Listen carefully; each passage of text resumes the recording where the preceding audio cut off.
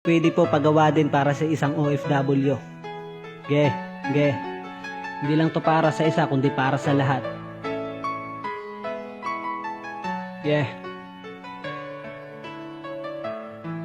Haragan.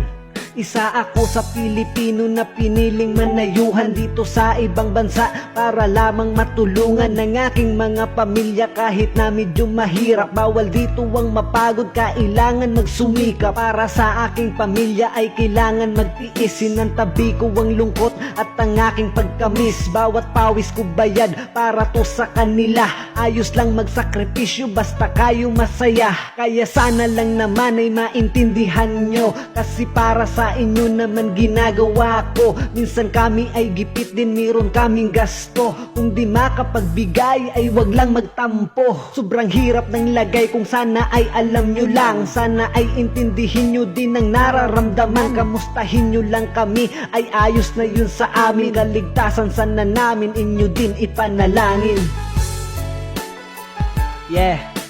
Saludo sa lahat ng mga OFW natin dyan. Laban lang.